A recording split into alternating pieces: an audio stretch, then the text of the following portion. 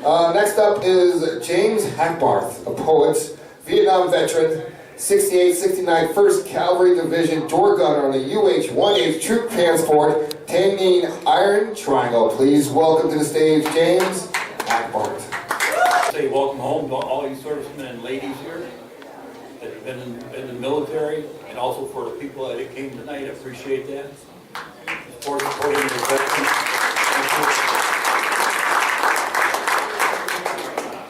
I write these poems not just for Vietnam vets, I write for all veterans. Everybody has served our country. First one is called Justify. War is fucking hell. What a stupid question. I once was asked, how do you feel about war and killing people? How do you answer such a question? You don't. Do I need to justify my time in service? Do I need to justify how I reacted to every situation? When I killed someone, I'm judged, not you. It's my pain that is real. When I kill somebody, it is me who is the witness to the carnage and to the aftermath of my actions. War is fucking hell, tenfold.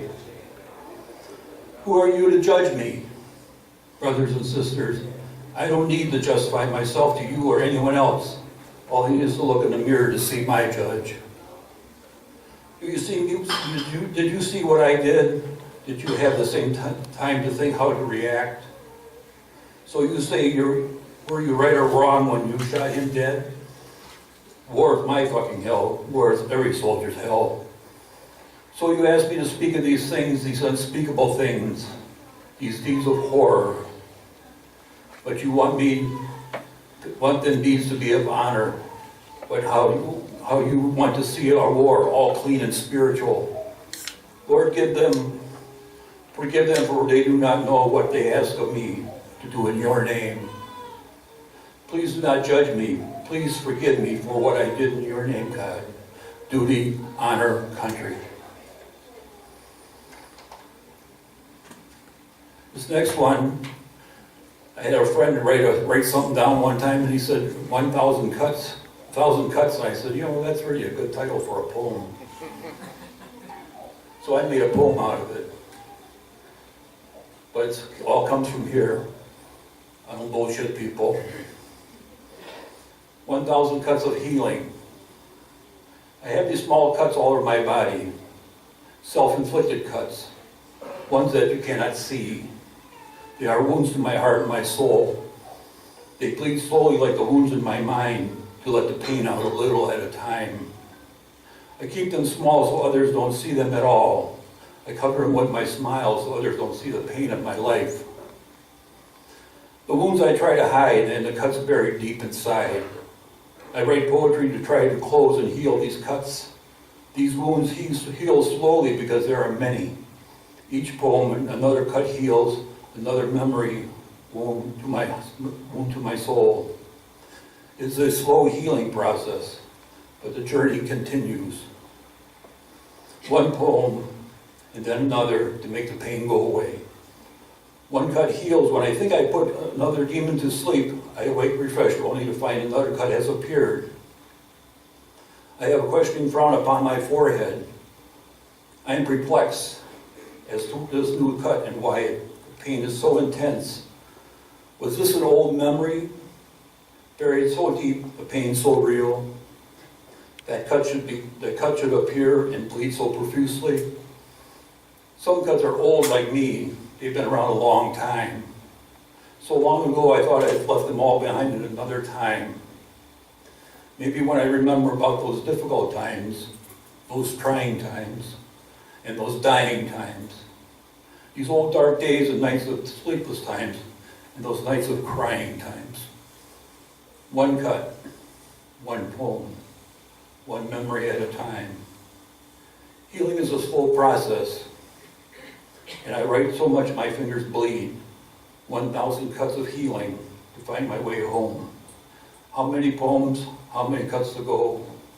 Can I find poems within me to finish the healing process? This I do not know. I have one more, if that's okay.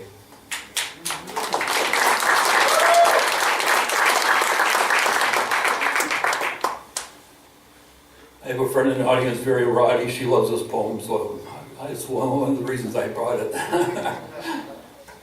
It's called Peace Shoes. I wore them when I marched for peace, comfortable shoes, because marching for peace takes a long time. I wore my boots when I went to fight for peace. They were sturdy and rugged like a war itself demanded. They were sturdy and rugged like the new war itself. They called them combat boots. I called them my friends and companions. They kept me safe for many months, searching and fighting for peace.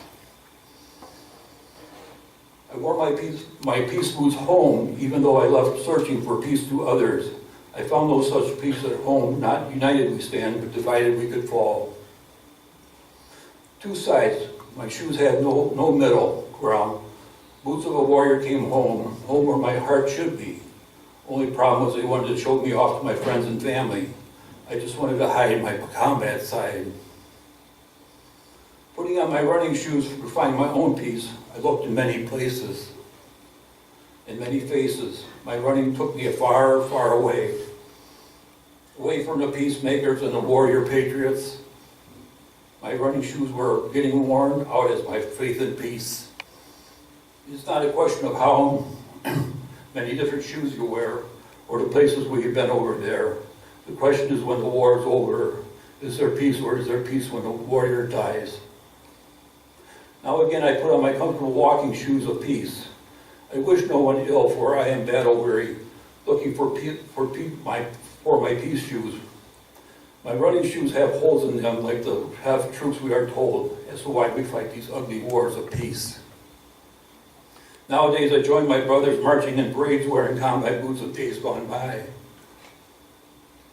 I march because I fought for our country. I fought for my brothers. I fought for my family so they would not have no peace, and so war does not come to our shores. Combat boots for peace, how ironic. Sometimes I just sit in my old comfortable pair of slippers. I call them my peace and serenity pair. They give me comfort when I look for the peace and place in me that craves the quietness and joy of silence. Familiar to my weary feet, looking for a elusive peace, The protesters march for peace. The warriors yearn for peace. The patriots demand we fight for peace. The politicians talk of peace. The generals know that there's no such thing as a real peace and prepare. So again, I am weary, and the question lingers. Is there peace when the war ends or when the warrior dies and is no longer remembered? Thank you.